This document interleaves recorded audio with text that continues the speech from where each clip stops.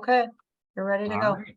Cool, thank you. We'll call this meeting to order here at 5:03 p.m. Item A, Zoom meeting information, check. Item B, roll call. Chair Seth, I am here. Vice Chair Ned Dorf. Alder Mark Stoyer. I am here. John Arndt. Present. Amy Cox is excused. Corey Mim. Present. Julia Nordyke is excused, and Mark Walter. Here. And we do have one vacancy as well, in case folks are asking people to join. We'll move on to approval of the agenda, approval of the meeting agenda for today's date, October 19th, 2022. Do we have a motion? So moved. Motion by Ned. Do we have a second? Second. By John. All those in favor? Say Aye. Aye. All right, all those opposed, say nay. Agenda approved. Moving on then to approval of minutes from September 21st. Do we have a motion? So moved. By Mark. Do we have a second? Second. Mark Walter, I should say, and seconded by John Arndt. All those in favor, say aye. Aye. All those opposed, say nay. All right, and on to presentation. We have a guest joining us. Corey, thank you so much for joining us via Zoom this evening. We're excited to hear more about Greener Bay Compost and to hear more from you. So I will turn it over. Welcome. Thank you, Seth. And can everybody hear me? Yeah. Okay, good. By the way, sorry if it's confusing. I know there's another Corey on the commission here. So Point of order, Seth. Should we just the name and address, I guess, where they're from? Yeah, sure. Corey, Oh, could you yes. give us your name and address for the Sure. record? Corey Groshek, I'm the founder of Greener Bay Compost, and I actually live at 1597 Forest Glen Drive, right here in Green Bay on the west side. So I've been here since 2014. So first of all, thank you, Seth and Ned. I know I've been corresponding with Ned a lot recently with email for having me here to do a presentation. Basically, what I'm here to do for everyone is follow up on some meetings I had with Mark. I believe last time Mark Walter and I met, I think it was August 14th, right before a commission meeting. And then previous to that, I think we met about a year before that. So my company's grown a lot since then. I have a lot of really cool things to tell you guys about. And if you don't mind, I don't know if it's possible, Seth, I might be able to share my screen while we're doing this. I've used Zoom before, that might be easier. Or I can just walk you through kind of what I'm looking at in the presentation that I put together. That's in the agenda. Melissa, yeah. This is Melissa. Yep. You'll have to just walk us through your presentation. Okay, You're not sure. able to share your screen. Okay, that's okay. By the way, the bucket over my shoulder here, that's actually one of the buckets that I'll be telling you about that we use to perform our service. I'll tell you more about that in a minute. So basically what I'm going to do today is just tell you what we do at Greener Bay Compost, why we do it, how we do it, and also why we think it ties in really nicely with the work plan that your commission put together. And that was, I believe, approved by the Common Council this past April, which actually had a section that I believe Mark Walter spearheaded having to do with waste reduction. There were some bits in there specifically about keeping food waste out of the landfill and really getting all of it out of the landfill by 2050. And that's really what we're all about here at Greener Bay Compost. So for starters, I started this company in July of 2021, so right in the middle of the worst part of the pandemic, pretty much. Some people thought I was crazy for doing that, but I was inspired by a company in New York that does the same thing. I come to find out after starting the company, there's actually about 200 to 300 different companies that also do the same type of thing that my company does. Basically, what we are is a compost pickup and drop off company that also makes compost. What we started doing was picking up food waste, essentially. Most of what we do is focused on picking up food waste from residential households. We currently have 128 residential subscribers. So this could be single family households. It could be apartments, condos, townhouses. So we serve 128 residences, and they're not just in Green Bay, they're actually all over the metropolitan area. We serve 9 different municipalities in Brown County, including Green Bay and De Pere, which collectively make up about 80% of our residential subscribers. And by the way, Green Bay actually makes up the vast majority of that. Actually, grand total, Green Bay accounts for about 66%, or about 2/3 of all the subscribers we have. And as of about a month and a half ago, that also includes our very first small business compost pickup service subscriber, which is Glass Nickel Pizza in downtown Green Bay, if any of you've eaten there. So they just signed up with us. When we started with the idea that we would help keep food waste out of the landfill for a couple of reasons. First of all, we just think it's really just bad practice to take things that have a lot of value, whether it's edible food or inedible food. And when I say value, I mean nutrients, vitamins, minerals, taking all that stuff, sending it to a landfill where it's basically lost forever, when we could be, in our case, recycling, or better yet, upcycling it into a product, which is called compost, which is great for a lot of things. Primarily, the way that we market compost is as a soil amendment, something you can add to your backyard garden, to a house plant. Farmers can use it to get better yields in their fields, but it's also great for doing things like preventing soil erosion, taking really hard clay-based soil and making it soft, more pliable, more workable. And so what we're doing here basically is collecting food waste in 5-gallon buckets like you see over my shoulder. We've got a compostable, BPI certified compostable bucket liner in these buckets. In the bottom of that, we put some wood shavings to help absorb moisture and control odor. And what we do is we pick up these food scraps from the people we give these buckets to every other week. So for example, I'll use Seth as an example. Seth, if you were to sign up, what we do is get you your first bucket, like the one you see behind me. And then we'd come back 2 weeks later to pick up the full or semi-full bucket. And then we take care of everything from there.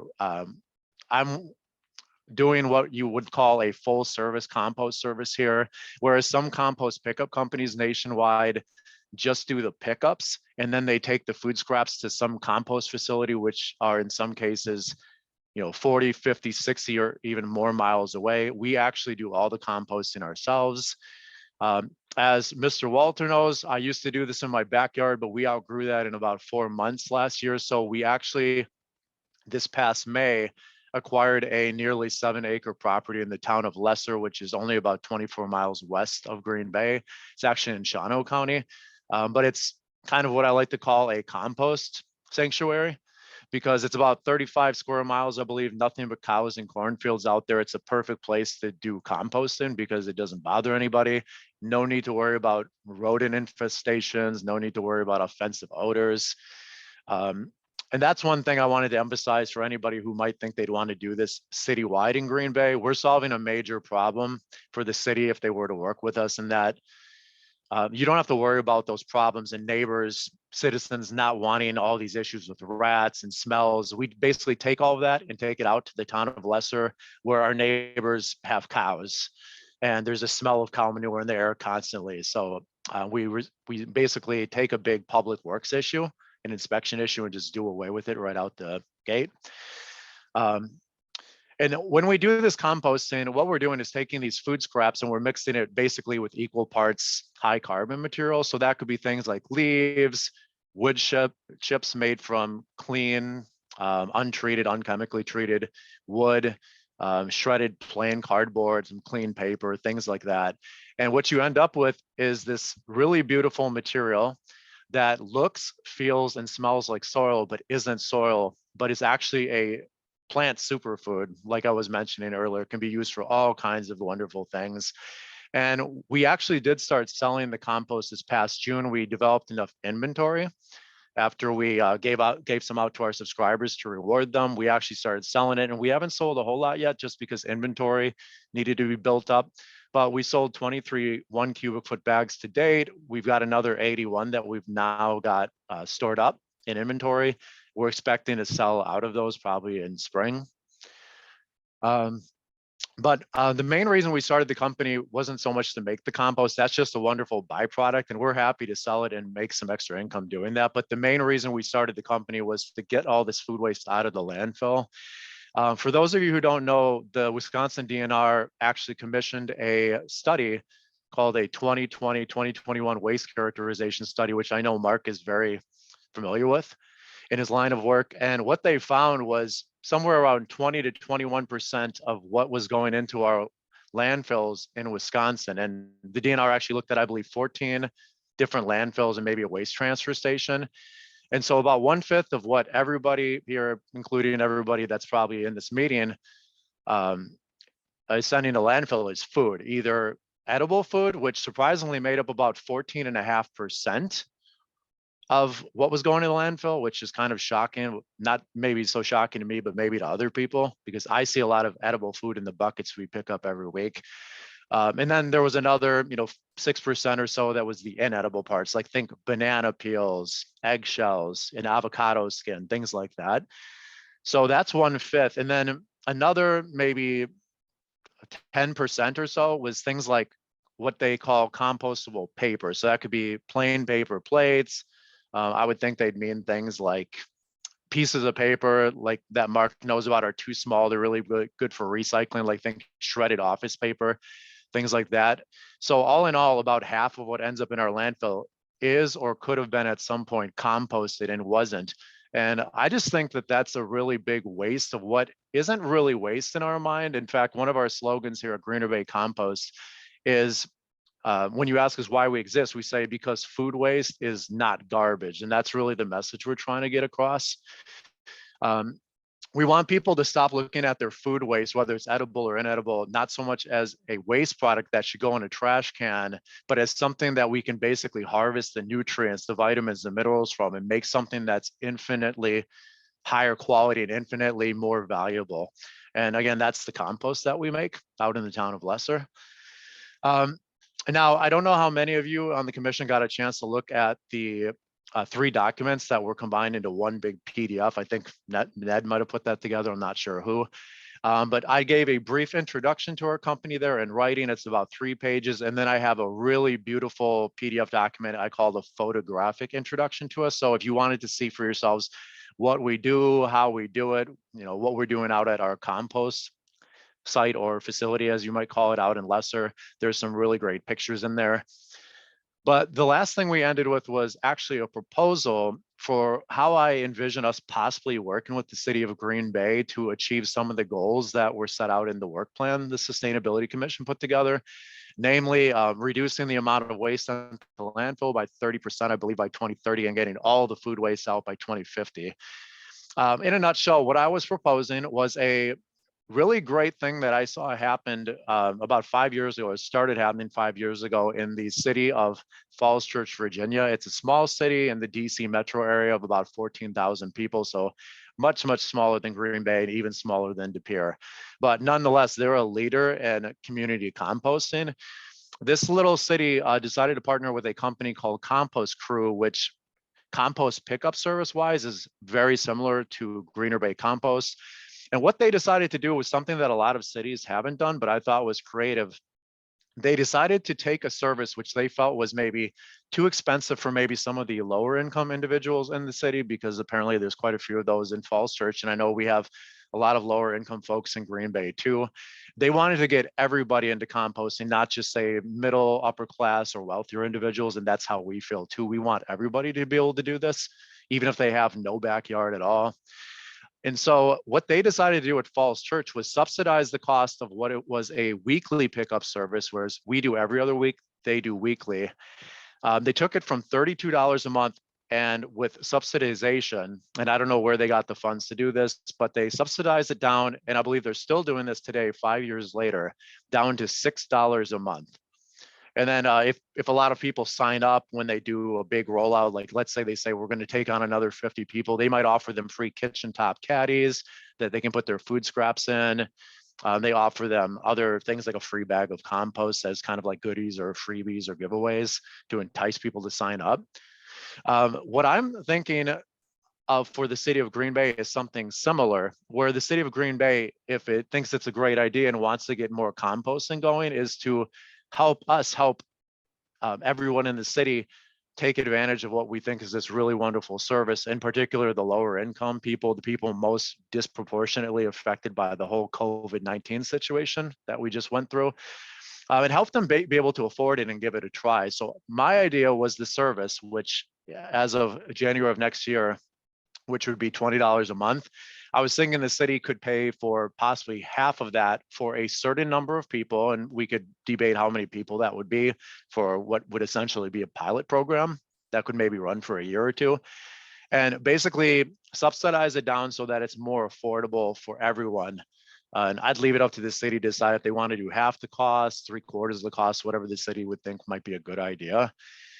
And as part of the pilot program, I was also pitching the city could possibly help us buy some of the equipment we need to service those individuals, like the buckets, the lids, like the ones you see behind me, some of the bags that go inside of them and things of that nature. I also had the good fortune recently of sitting down with one of the alders for Green Bay, which I know Mark Sawyer and everyone on this commission knows, Mr. Randy Scannell. And he thought that maybe we should ask to see if the city might want to help with some marketing, because honestly, we haven't done really any marketing. All the growth that we've experienced since we started about 14 months ago is basically based on word of mouth, and also based on a lot of transplants moving to this area from other areas that actually have a much more well-developed compost culture, where maybe they already had curbside compost pickup like we're doing, or a municipal composting program. So we didn't have to sell to them. They already knew all the benefits of composting and were really gung-ho. Moved here, told me they Google search composting and they saw us pop up. We're actually the first thing that you see if you Google search the words Green Bay compost. So we're beating out the Yardway sites. We're beating out all the other sites that mentioned it, including UWGB, which I think is great. And so if we can get the city possibly to consider subsidizing the program, help us maybe get some of the equipment to set the pilot program up, and also maybe help us to marketing, we could really create the culture of compost that I see exists in a lot of other larger cities, including places like Madison and Milwaukee, where they have way more options for composting. I'd like to see that happen here too. And I'd really like to see the city back it in a big way to let everybody know that keeping food waste out of the landfill is something the city is really interested in. I should comment, one of the things you'll see in my presentation, if you read the PDF, is the amount of food waste we kept out of the landfill in just our first year of operation, despite us being really small and having started in my backyard, was actually 30,000 pounds of food waste. That's just from our subscribers. So that's 15 tons. And I just updated our numbers a couple of days ago based on what we picked up this past Sunday. And we're now over 38,000 pounds. So that's 19 tons. So we're closing in on 20 tons. I don't know off the top of my head how much greenhouse gas emissions that would have saved if it would have gone to the landfill, or had that gone, how much it would have produced off the top of my head. But it's not just about keeping this stuff out of the landfill. It's about stopping it from producing methane. A lot of people like to focus on the climate change related arguments for why we should compost, and that it helps prevent methane from being released, which is what happens when food waste ends up in a landfill. For those of you who don't know, carbon dioxide is constantly talked about as one of the major contributors to climate change. Methane is 20, or in some cases, as some people claim, up to 30 times more potent or better at trapping heat in our atmosphere than the carbon dioxide is. So if we really want to, say, clamp down on what some people are still calling global warming and climate change, combat it, one of the ways we can do that is get the food waste out of the landfill. Another thing I was thinking of, and actually put as one of the major benefits in my presentation that you can read, benefit wise to the city, is if we get the food waste out of the landfill, again, you're actually saving something that is costing the city a lot of money. If you think about it, food waste is mostly water. Like, think of a cantaloupe or a watermelon. Unlike something like plastic film, which in a lot of cases should be in the landfill, something like a watermelon is mostly water. And so what the city is basically paying to send to the landfill, if you think it's 20 to 25% food, is mostly water. So we're paying a landfill water. I can't say that we'd honestly save the city a lot of money though, in terms of how much it pays to send the food waste to landfill just because of how cheap the tipping fees are to actually send things to landfill. In my opinion, that's actually part of the problem. It's so cheap, it's so easy to send it to the landfill, but I'm trying to do what I can do to change that culture, and hopefully the city will get on board and help, not just for the little bit of financial savings, but really for the big picture of just doing something better with this material that we're just really wasting, in my opinion, for no good reason. This one, I think I've gone probably about 15 minutes. I guess that's about all the comments I have for now. I don't know if anybody has any questions. I'm willing to answer any and all questions you might have.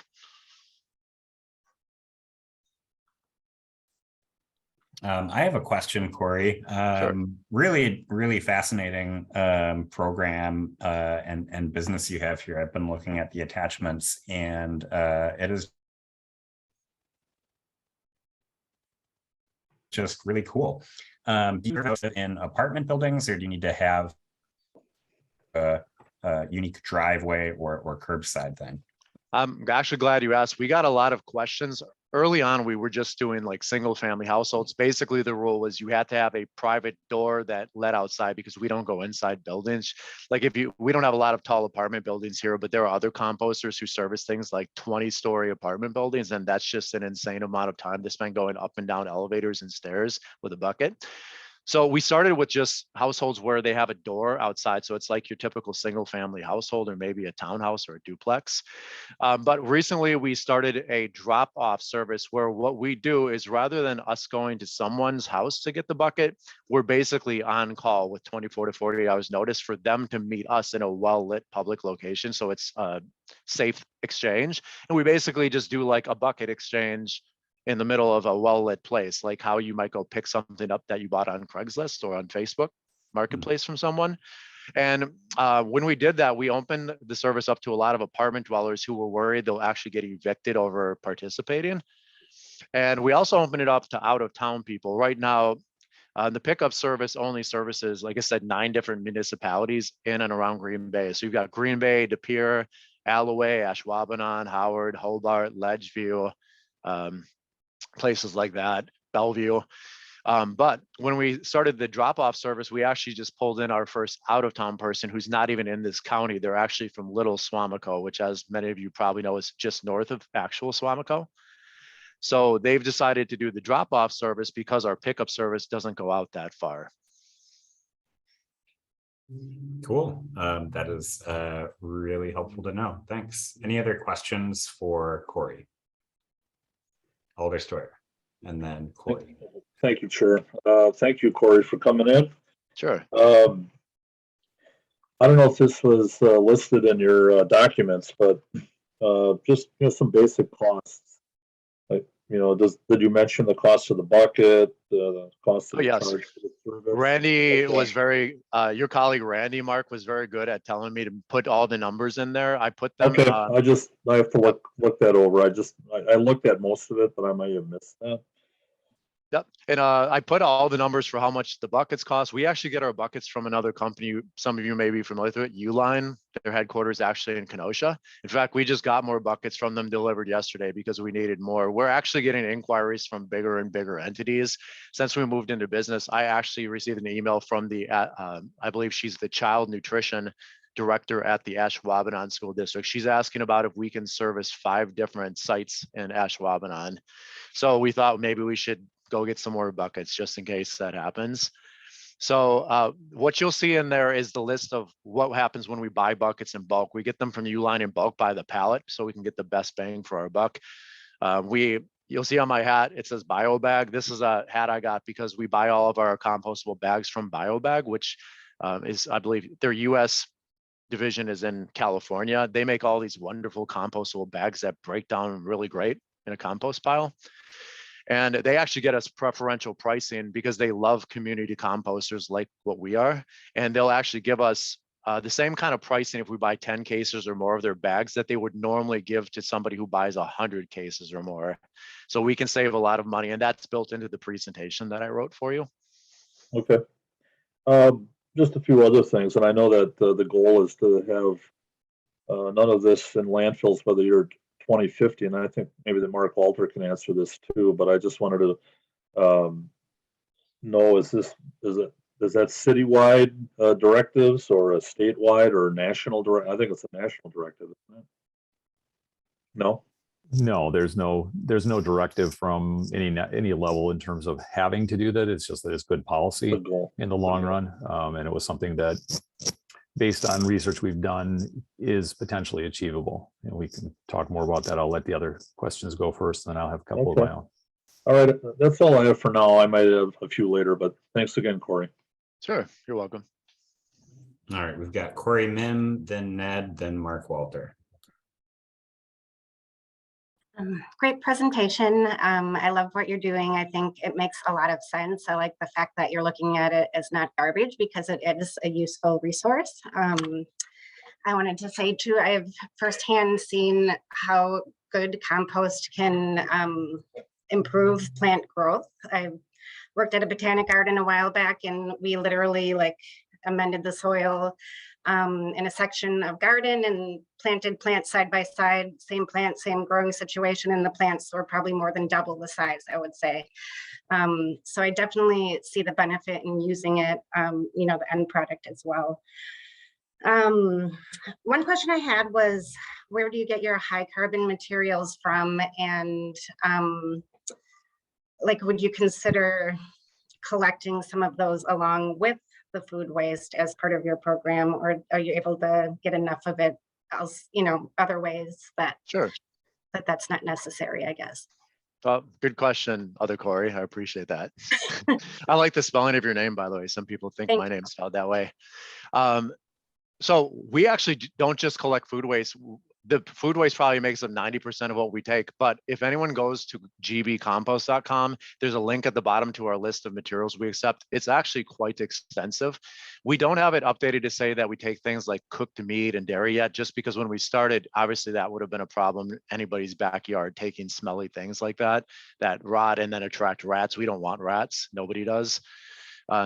But we actually already take high carbon materials from subscribers. In fact, I tell people top off your bucket with your fall leaves all the time. If you've got, say, a half full bucket and it's pickup day, you can go out in the driveway, scoop up a bunch of your leaves from your oak tree and stuff the bucket full. I encourage people just fill it up if they can. But we also take other things that are high in carbon, like if it's plain cardboard, plain paper, you know, it doesn't have that sheen or that gloss to it, which means it's basically coated in petroleum, we'll take it. So a lot of things that might be recyclable, we'll take it. Like, for example, I get a lot of toilet paper and paper towel tubes, a lot of plain paper egg cartons, and that actually helps control the smell in buckets too. If you add a little bit of carbon, I encourage people to do those types of things. Like if you use paper towels, you can, if you have a soiled paper towel with some tomato sauce on it, you can put that in the bucket with your food waste, and it actually helps make it smell less, but it also helps balance out all of the nitrogen that's in the food waste. A lot of people who aren't familiar with compost maybe don't know, to get a good compost, I wouldn't say it's equal parts nitrogen and carbon, but you need a good balance of the two. And when you get really good at composting, you can basically just look at it, smell it, touch it, and you know whether you got it right.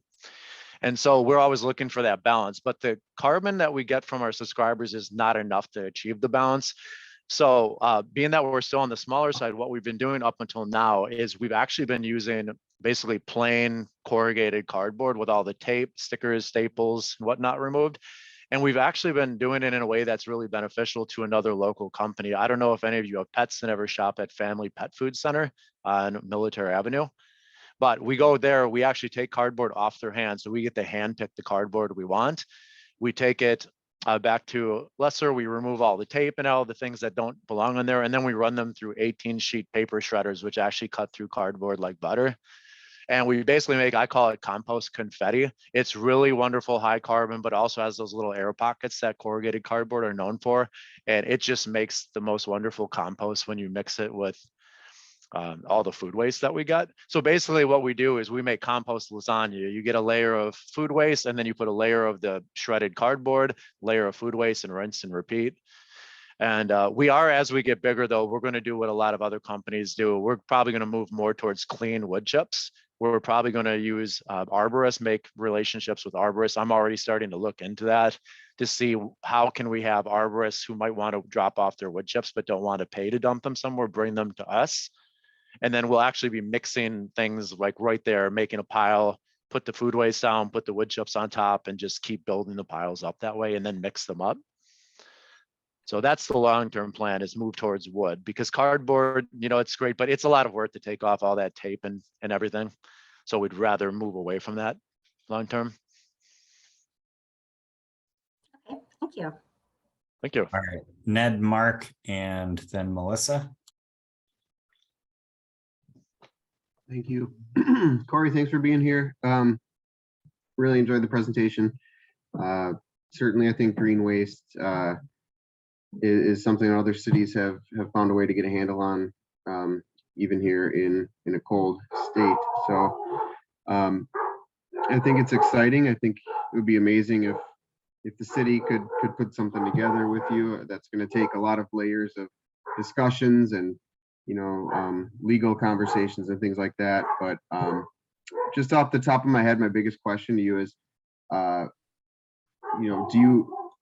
do you feel like you would have the ability to scale up to service? It sounds like you service, I know you said at the beginning, like 228 residential, and jumping from that to many thousands would be quite a difference of scale.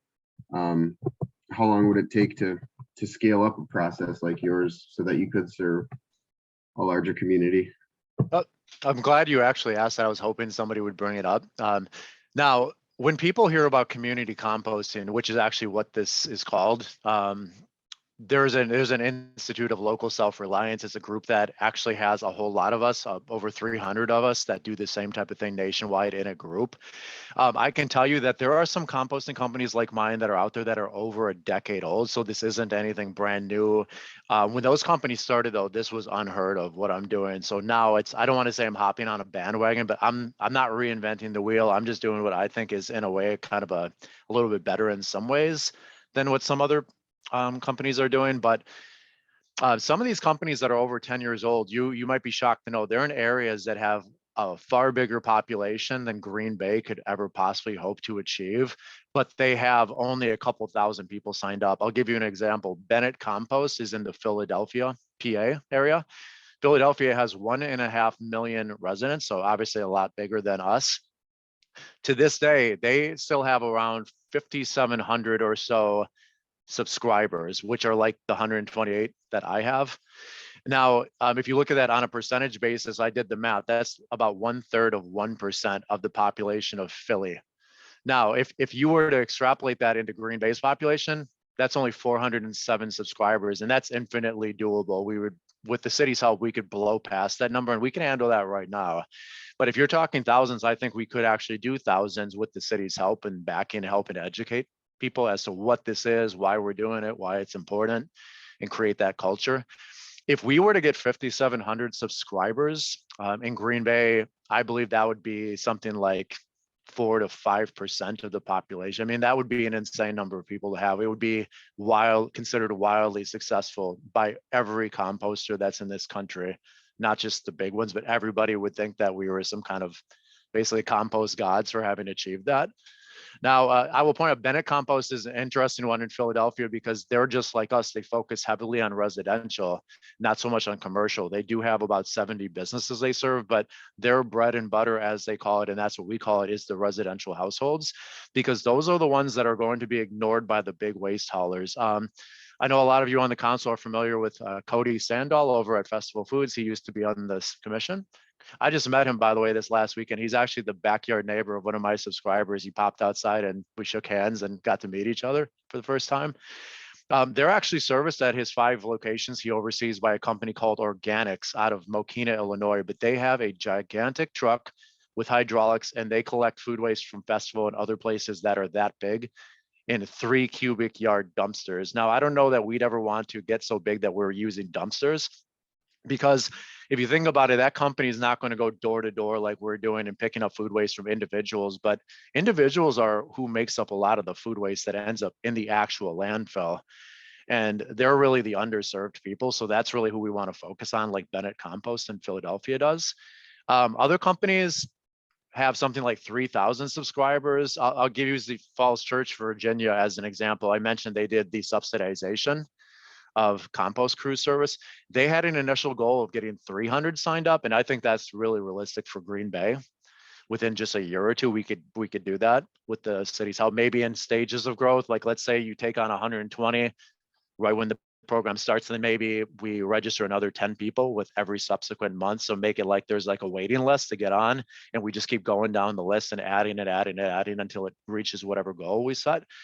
Falls Church hit their goal of 300 within the first year in 2017, and their ultimate goal was 600, and they actually blew past that within 3 years. So they, as of 2 years ago, they already had over 650 in a city with only 14,000 people. And according to their website, that represented 20% of the single family households in their little city. So, if they can do it, Green Bay can certainly do it. I could see a realistic number being, 1,000, 2,000 people within a couple of years. And if the city wants to back what we're doing, I know there's really nothing that we couldn't do. We have almost 7 acres out in the town of Lesser, and there's land around us we could annex. We could make offers to people who just grow corn if it was more profitable for them to sell the land to us so we could grow the compost operation. I'm sure they'd be open to hearing some pitches. But I guess it really depends how big the city wants to go. If the city got anything like 2, 3, 4% of its population signed up, that would, again, just be an amazing accomplishment for any city. All right, Mark, and then Melissa. Thanks, Corey. Nice to see you again. Sure. I know we've been Thanks, Mark. talking about this. Yeah, and my question still kind of comes back to what Ned had asked about scaling up, because the goal we have for 2030, which is not that far away, would be 20% of the city's population. So really, how can we scale this up? I mean, how are you set up for scaling this up, or do you have any ideas in terms of that?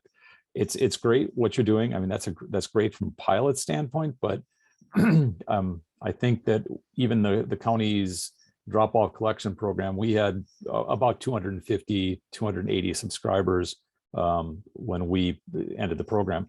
So we knew the proof of concept was already there. The question is, how do we take that next step to actually getting, what you're talking about in terms of 120 to 240 households? You're talking about maybe 0.5% of the population of the city of Green Bay area. Obviously, we'd like to do more than that if possible. How do we move to that? And have you given that much thought in terms of a business Sure. model that will let us do something like that? Because that's really where we're looking for the impact. We know we can get pilot programs. We know we can get curbside collections similar to what you're doing, the drop-off programs. But in all honesty, their impact isn't where we want it to be in the future. I mean, we use as a model for most of our discussions, Massachusetts, California, or Washington State, where they have legislative programs to keep food waste and other organics out of landfilling. It's curbside collections, Sure. which is great, but it takes a lot of infrastructure. And that's part of our pitch is the city, if they're investing with us, the assumption is unless the city intends to spend millions, I don't know how many millions of dollars on its own compost facility, basically we're already a one-stop compost shop. There is a lot of room to grow. And I understand what you're saying about scaling up. But like I said, if you even get to something like 5,700 people doing curbside pickup at residences, you're already at Bennett compost level.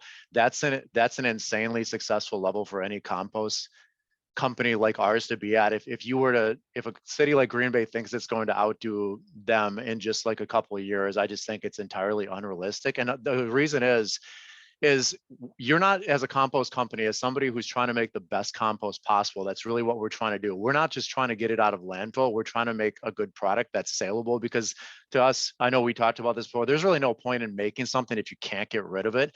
We don't just want to get rid of it. We want it to sell like hotcakes. We want it to, like has been suggested here, help people get the best growth, the best harvest out of their backyard gardens, their fields, even the community gardens around here using the compost. We want there to be a use for it.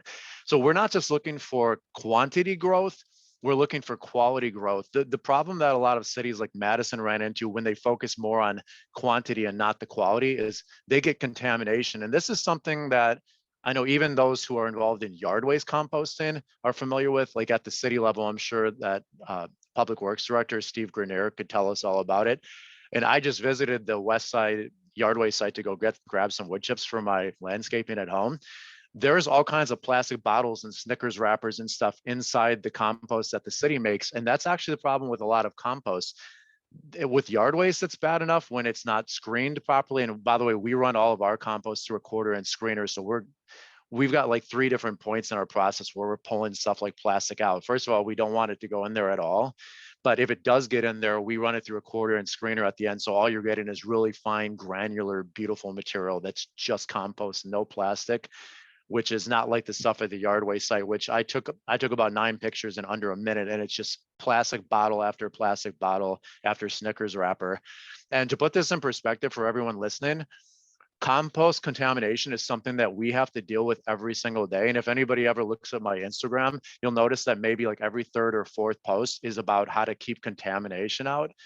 My concern is if you get too big too fast and you're focused more on growing it really quick to say that you've got the biggest and best compost program, you're going to end up with a wild amount of contamination. And then my question is, who's responsible for cleaning that up? Because honestly, that's a big reason why our compost ends up having to cost so much and why it takes us so long to make it, because we have to painstakingly screen all of this junk out of this material. And food waste is notorious for being contaminated. Think like Chiquita banana peel, stickers all over it. We get stickers on onions, avocados, melons. We actually get entire plastic bags in our buckets sometimes. Like just this past Sunday, we got a bag of Brussels sprouts where the person hadn't taken the Brussels sprouts out of the bag. They just threw the bag in there. We get all kinds of, mostly it's stickers, but there's a lot of other things like twist ties and rubber bands that sneak in and we have to pull that out. So as you get bigger, the concerns about contamination get bigger. And so what I want to do is avoid the problems Madison, Wisconsin had when they tried to do like a pickup with how we do it here with trash and recycling. They were actually doing it with bins on the curb. They ended up, because they had so much contamination and so many complaints from the compost facility that was taking their material, that they had to pay another person to hop off of their garbage trucks to look in the bins to try to address contamination at the curb. And I could tell anybody here that was never going to work, because you can't lean into a giant 64+ gallon bin and pull contaminants out at the curb. You have to take it back somewhere where you actually spread it out, go through it and pick the contaminants out by hand. There's machines that can help, but it's not perfect. You really need a small army of people to handle that. So if the city wanted to do, say, thousands and thousands of people, my expectation would be that the city is going to have to fund us that small army of people to help us go through that stuff, because otherwise they'd basically just be looking at us to do it. And that's going to be, I mean, we're already dealing with, in my opinion, unacceptable levels of contamination. We do the best we can to educate people on getting it out of the buckets. But, you know, as you bring more new people on who maybe aren't familiar with taking stickers off of things, the problem is just going to become exponentially worse. And so I would also expect the city would have to do a lot to educate people on, you know, take the stickers off when you get the produce home right away, so you don't put it in the bucket or put it in whatever bin the city is having us collect the compost in. So it's not just about growing really big, really fast. It's about educating people to do it the right way. So the end product is actually something you'd be proud and which would actually be safe to put in your garden. Because otherwise I don't see the point in composting if it's just basically, you know, soil with garbage in it. I mean, at that point, I might as well go to Home Depot and buy a $5 bag of compost. And I don't want to do that because I don't like plastic in my compost. So, but I mean, we can scale up. Now, if you wanted to know a couple things right off the top of my head, we could do to scale up. Well, obviously, mud is the big constraint. I know in my proposal I mentioned, and I don't know if anyone's here has considered it, but other communities have actually used ARPA funds to help not only fund pilot programs like what we're doing, but they've actually used it to create things like compost and food waste educational programs and centers. I've actually seen some who don't even have an idea of how they want to run a compost program just use it to try to fund researching how to do it, like looking at what their neighbors in the neighboring states are doing. So if the city is trying to scale up, I mean, one of the things we could use help with is getting the equipment we actually need to do that, assuming we're going to keep collecting in buckets, which I think is the best way to do this if you're actually doing residences. We could use some help affording those things. Obviously, we're going to need to upgrade our vehicles. Right now, we're actually using a Toyota Sienna to do these pickups, which is really great for the scale we're doing it at. But eventually, we're going to need something bigger, like not necessarily a box truck, but something that's more like a Ford Transit, like a cargo van type situation. And maybe even eventually a fleet of those where we'd have multiple drivers. So Waste Not Compost, which is in Chicago, is a great example. I believe they got a big multi-million-dollar investment, though I don't know from who, but they apparently have a fleet of about, I believe, 23 fully electric cargo van style trucks to do the same type of work that we're doing. And again, I don't know where they got the money for that from, but they basically exploded out of nowhere. I don't expect Green Bay to fund a 23 vehicle fleet. We don't even have anyone to drive that. I think the best thing to do, I mean, we could try to grow fast, but I'd want to grow at a pace where we don't break ourselves. One of the big issues we're going to run into is finding more land. Like I said, we're surrounded by cows and cornfields out in Lesser, but ideally, if we were to get bigger, we'd want to get bigger in that same area. So we'd probably want to try to find more land that's out there to buy. But that would mean, you know, making offers to the neighbors, trying to get them to, you know, sell the land to us, because obviously if we have to take a tractor, we use a compact tractor to turn our compost piles right now. We'd prefer to just use that on a lot that's right next door than say taking it to some other town on the other side of Green Bay. Obviously that's not going to work, or even 5 miles down the road would be highly inconvenient. We'd want it to be right there. So Yeah. one of the things we'd have to do is find the land to grow. We have plenty of land now to do it on a small scale, but like Mark, like what you were suggesting, we're going to have to go bigger than that. We might even have to have a second site at some Well, point.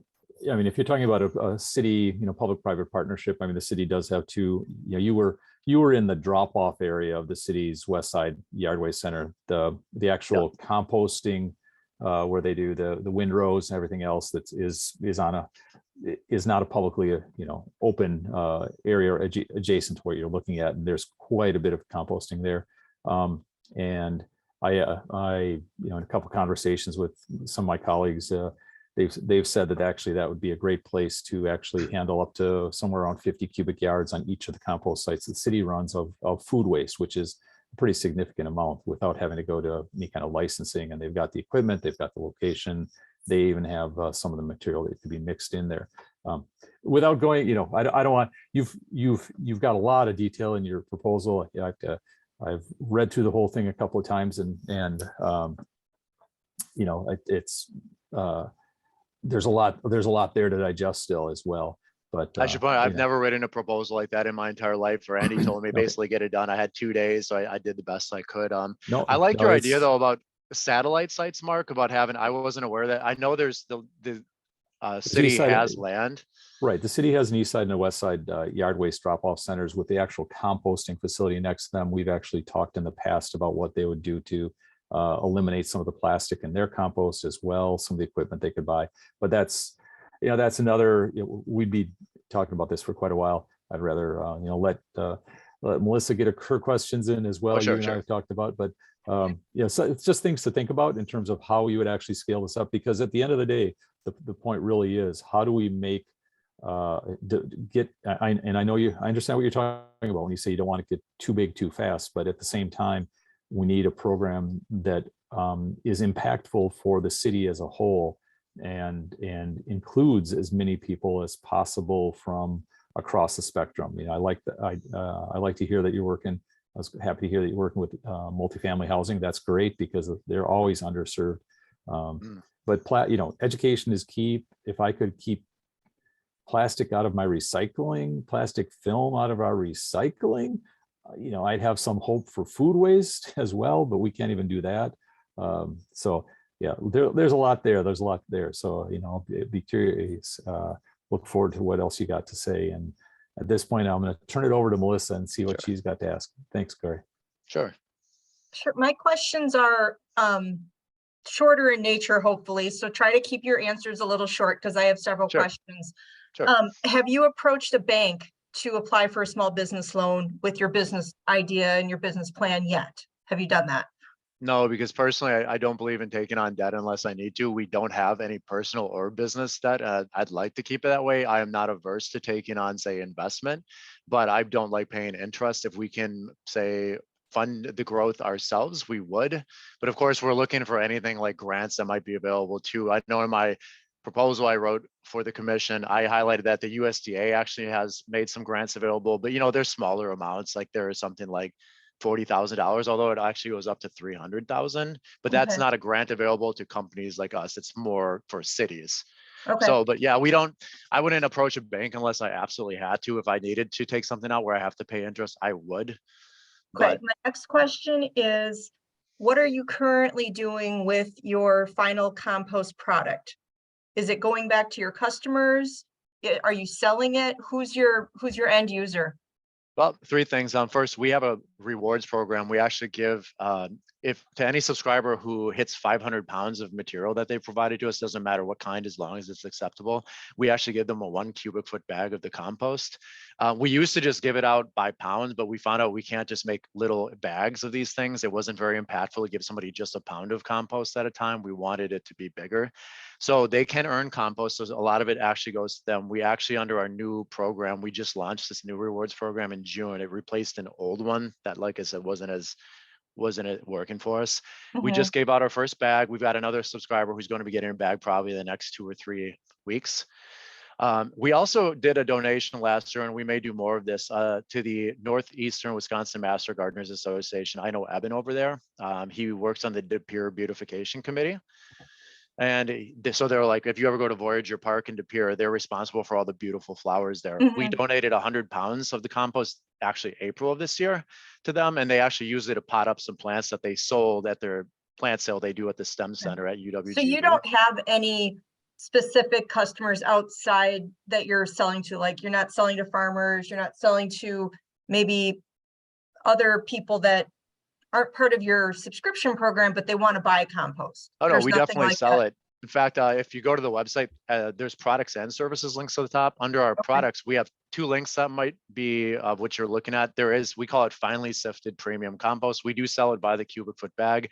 Started doing that in June. Haven't sold that many yet because there really wasn't any compost to sell. Compost takes many months to make, and then we have to run it through a sifter, bag it. We sold 23 bags to date, and we have another 81 in stock. This isn't the big time of year when you sell it. It's probably spring. I think fall is a great time to add it to your garden, but most other people don't think that. They're Okay. probably not going to come to us till spring. We also have free samples. We put together little 1 cup sample bags, which we're building a distributor network for.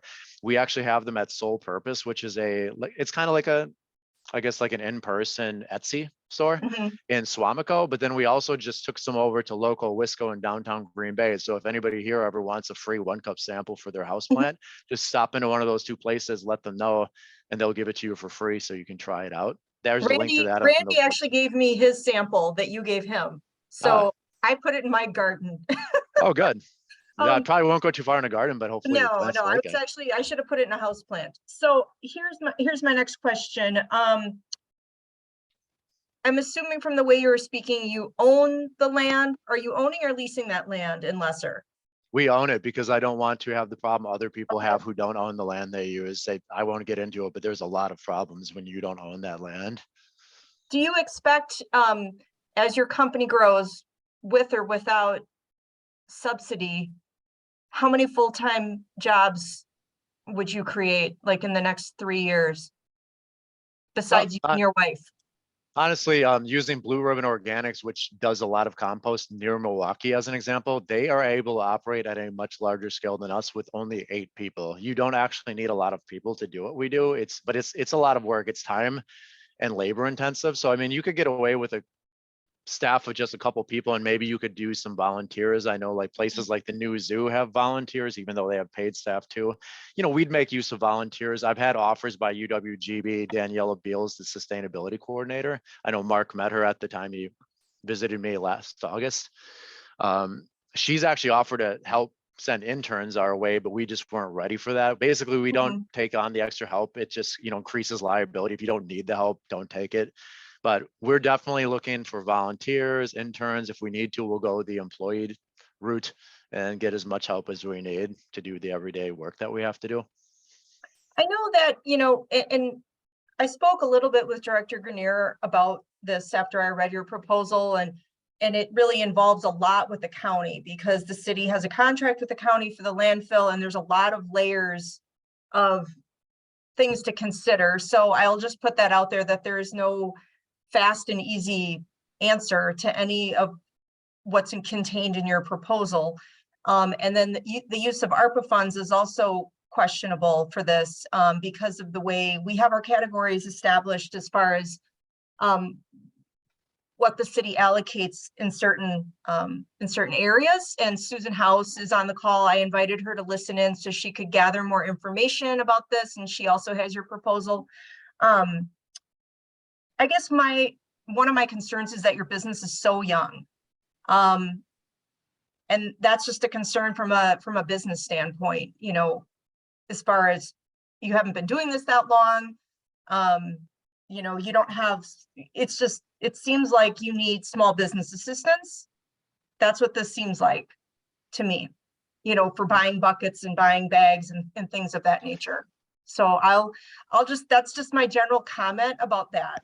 Well, if I can interject, the one thing I would point out is, and I pointed this out in the proposal, is over the course of the last year or so, we've effectively run what is a pilot program for every municipality we serve already. So to the extent that we're asking the city to help fund a pilot program, we're basically just offering to have the city do it to see if the city likes the results that it's getting for its dollars. We already know that what we're doing works. As far as scaling it up, that's just a matter of time for us. I understand it looks like we're small, but I will tell everybody on this commission too, this is a numbers game. When it comes to community composting, root density is what profitability is all about. We would be far more profitable in terms of total revenue and net profit if we have more density. Right now, we have about 80 subscribers just in Green Bay. If you were to double or triple that, you can imagine that instead of, say, 3 to 4 minutes between houses. I've got people who are neighbors right now, but if you think of, say, instead of driving 5 minutes between houses, you've got a person every half a mile or so. The whole thing just becomes way more profitable. And so if the city was investing in it, the city has to know that by doing that when we're small, the city is actually helping us reach profitability much, much quicker than if we were to grow on our own. So if one of the city's concerns is we're too small, the city has to know going forward, if it doesn't want to throw any support behind it, at least not initially, and wants to have us do it on our own.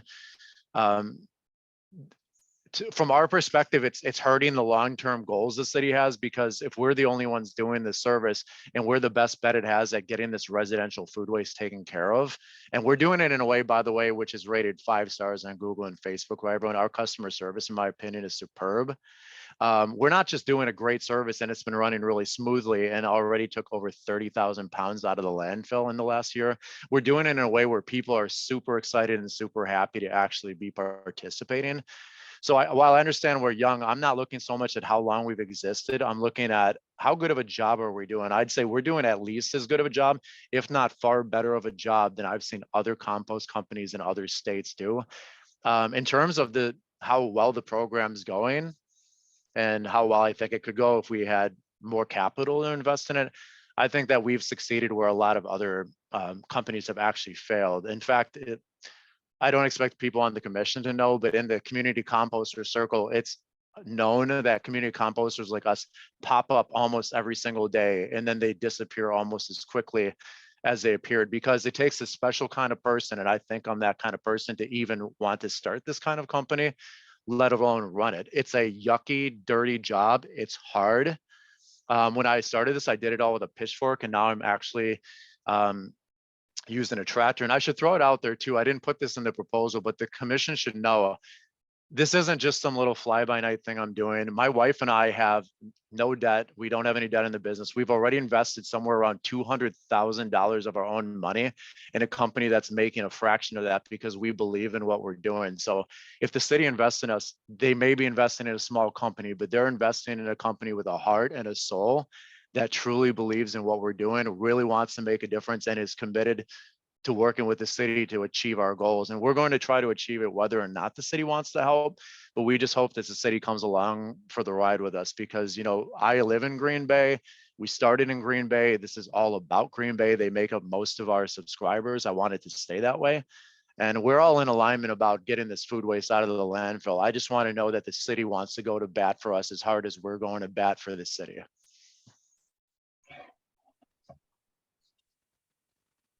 Mark, I had a question for you.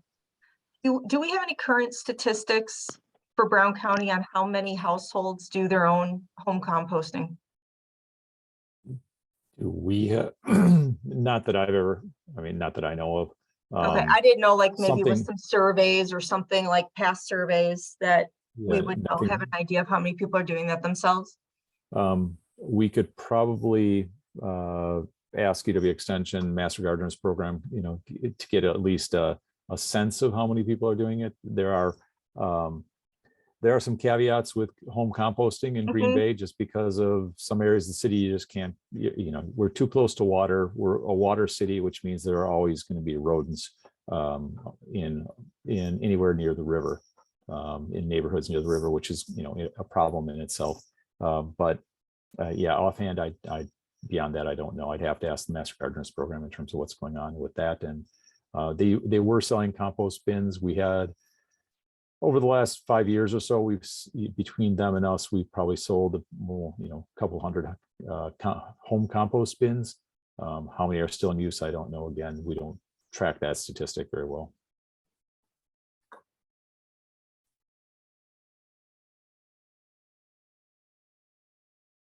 All right, did we have other questions for Corey? All right, well, thank you for presenting. That was extremely informative, and you have given us a lot to consider and think about. And I'm just really impressed with the efforts that you're undertaking with this business to get compost out of the landfill. So thank you for all you do. But if I can interject just one last thing, Melissa might find this interesting. See, I've looked at a lot of ordinances, municipal code for other areas around here as specifically relates to compost. I wanted to make sure Melissa knows that we don't have any compost ordinances. Our city is almost completely lacking in them.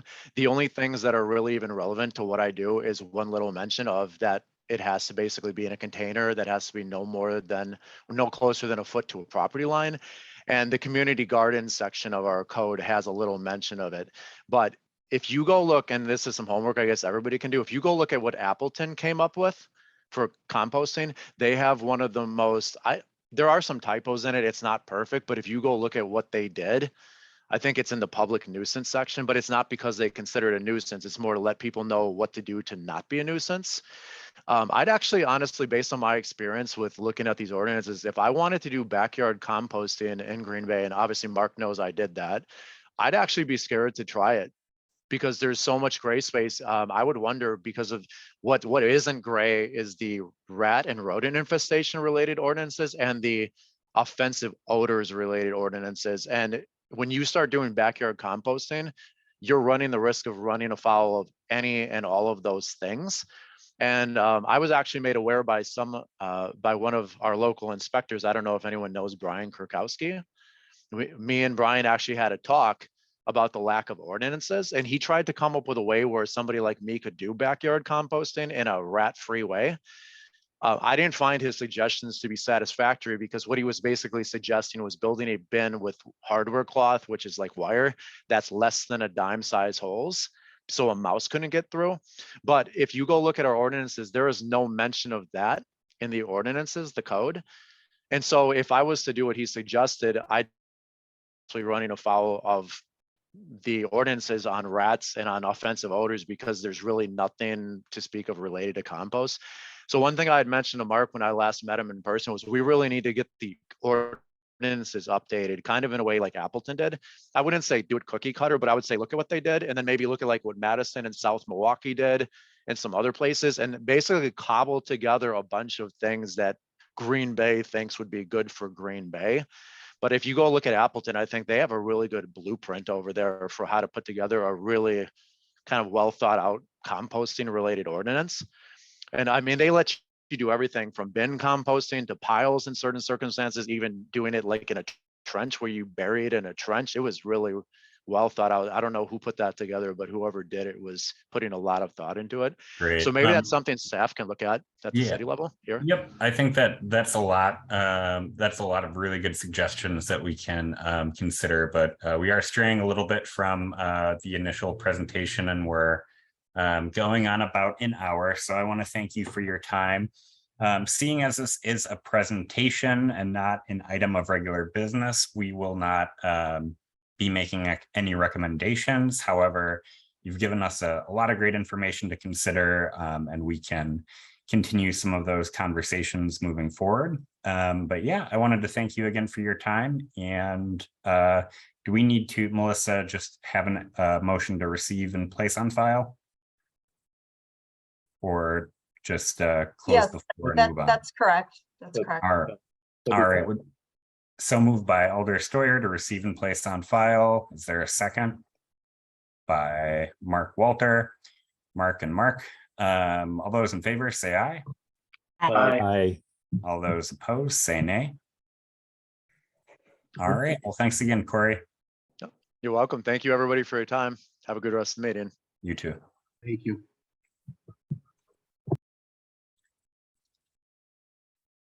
All right, and moving right along to informational, we have work group updates, followed by announcements. Do we have any work group updates?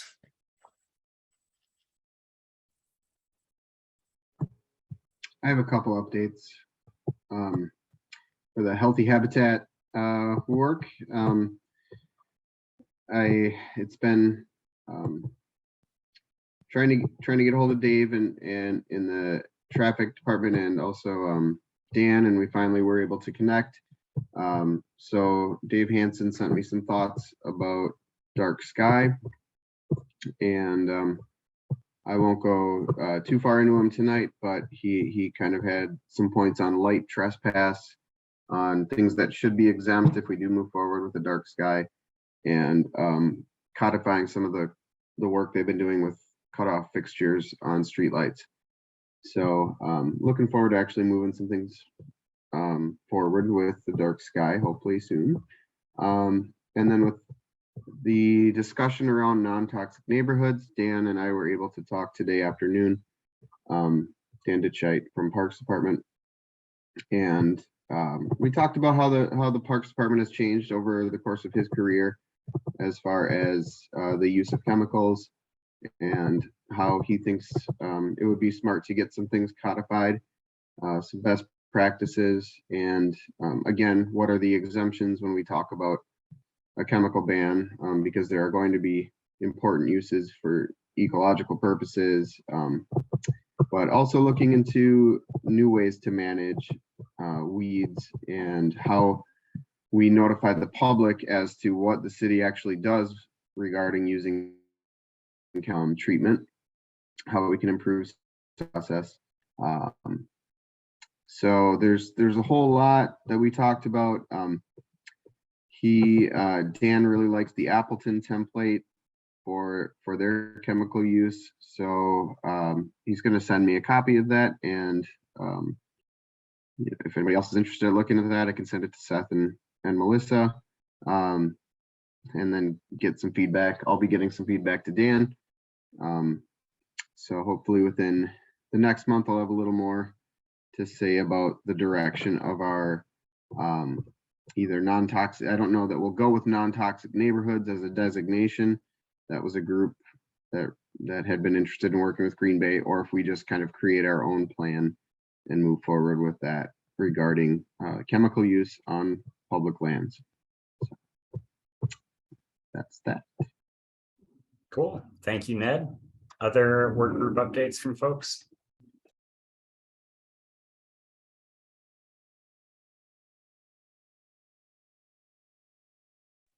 All right, and any just general announcements folks would like to share? I have two really quick ones. Yesterday, I kind of at the last minute was invited to sit on a panel at UW Oshkosh. It was like they do this annual Provost Summit on climate, and the topic was how are local communities addressing climate change. So I got to brag about all the good work that everybody here is doing. I think the audience was mostly professors and how they can talk about climate with their students. So was just really grateful to share all the good work that we are doing to that audience. And then today there was a group of folks that I met with via Zoom from Leadership Green Bay, and they just kind of wanted an overview of the work that we're doing here as well. So they were, again, all very excited about what y'all are doing, what we all are doing, and wanted to pass along that appreciation. That's all for me. Mark, Walter? Yeah, I just, and John Arndt knows about it. Yesterday was the 50th anniversary of the Clean Water Act, and UWGB and New Water and a variety of dignitaries got together out at the STEM Center. But I think that's you can't say enough about what the impact of that act was 50 years ago.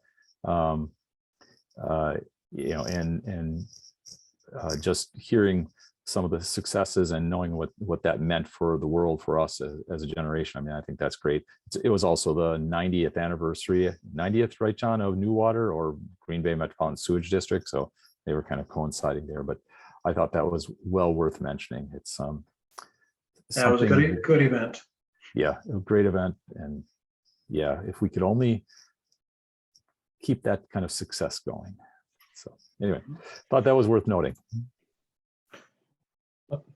Seth, I have one comment. I deal with a lot of meetings each month, for other things, but, I find some of the things that are going on here are very good, very helpful. So I would just encourage, the people on the committee to let myself know. I know there are emails that we get out, but if there's a conference or something going on that I can possibly go to, or some of the other alders can attend, just please keep us in the loop. And I know you folks have been. But there are times where, we just have a lot on our plate and we just have to kind of prioritize. But I definitely want to keep this high for us, for me at least. So that's all.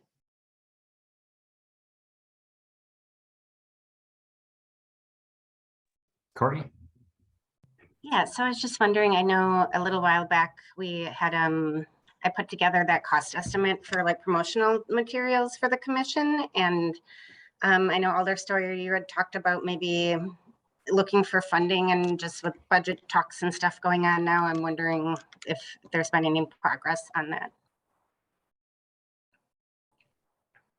I'm glad you bring that up, Corey.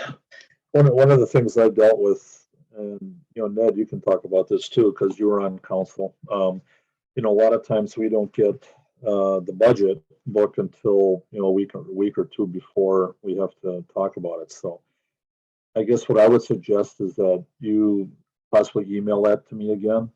I've been going to the various committee meetings ahead of time, and I've also been meeting with department heads on my own. Others have done that as well, gathering data, and then eventually we will be meeting for the combined personnel finance meeting. I think that's November 3rd, joint personnel. That'll be a big meeting. That's on a Thursday at 3 p.m. You're all welcome to come to it. It takes a while, so be prepared. Bring snacks, and then we will. That's the joint personnel meeting. So that's the important one. So yeah, anything you can send me would be great. And I know you probably have done that already, but just please. Redo it if need be, so it's fresh in my memory. Okay, I'll plan to do that. Okay. One other question I had then, I think too, we've talked about in-person meetings, and I don't know if that's something we want to shift back to or not, or I can't recall what was determined about that, if anything. So just curious. I don't know, Seth, have you done some of that? We have our INS and parks meetings. We do meet in person, but there's no virtual with that. So there are some, I think people like the option of having the both if possible, but we just have the one. So that's one of the issues. Yeah, I think when this was raised initially, when the city started going back to in-person meetings, just with busy schedules, it was more convenient for a lot of folks on the commission to continue to meet virtually. If folks have strong feelings either way, we can also reach out to Amy and Julia and whoever our new member is. Once they're appointed, we can revisit that conversation and see if we could do either a hybrid or in-person meeting. Yeah, I personally would. Yeah, I don't mind the Zoom calls from the sake of it's much more expedient, but there is a fair amount of interaction that just doesn't occur in a Zoom call, and not necessarily, you know, it maybe even having an option of doing, you know, every third meeting in person or every twice a year or something like that, at least, just to, you know, reacquaint ourselves with the whole body, not just the face. But you know, that's kind of my comment. I do like meeting in person. Yeah, I know, Mark. I don't necessarily want to see your whole face. Well, yeah. I did Sorry. notice though, just looking at this, that have you noticed that every single male on this call has a beard? What? It's in the ordinance. It's a requirement. It's That's why we kicked Randy off. Good point. I like the idea of mostly virtual, but you know, occasional quarterly meeting in person or twice a year. For me, there's I have the considerations of childcare and dog care, to be honest. But you know, I can certainly work things in, but having it virtual most of the time has been really positive for me. I know one of the considerations was, as far as for members of the public, to either, you know, initially to either have it all in person when we went back as an option or virtual, because the city, we didn't have the right technology to be able to do the hybrid meetings. But I think that has recently changed because an email came out, so that might be a more feasible option. But if we flip-flop back and forth, or if this committee, it's confusing for the public if they want to know when to attend a meeting, if they think, is this an in-person one or is this a virtual one? So we have to, I think, whatever you decide, it needs to be consistent.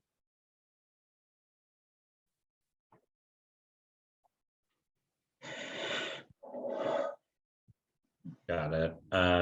Well, Melissa, maybe we can discuss that before our next meeting. So we could do virtual now for committee meetings. Or I'm sorry, virtual hybrid, partially virtual, partially. Yeah, so the email just came out today from, I don't know if it was HR or IT, but there's certain committee meeting rooms now that are equipped to be able to hold hybrid meetings, is my understanding. I'm at a conference today, so I didn't get a chance to, you know, ask any questions after the email was sent out, but it sounds like we're getting there. All right. And maybe Cool. we are there. But whatever it is, we'd have to make sure that it's reflected in public notice when the meetings are posted, what the options are. Got it. Well, cool. We can discuss that before the next meeting. And then if we need to bring anything before the commission for a decision, perhaps we'll just plan on having November be virtual and then either December or January, making that switch over if we do. And yeah, if anybody has any feedback in the meantime, you can email Melissa and I about that. Holiday party in December. You know. Yeah, we could do that. In-person meeting and then Mark he's got a better beard, so you could do that. Cool. Just a thought. I like that idea. All right, any other announcements? Cool. We'll entertain a motion to adjourn So moved.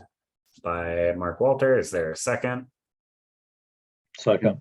By Mark Stoyer. All right, the Marks with the motions. All those in favor say aye. Aye. All those opposed say nay.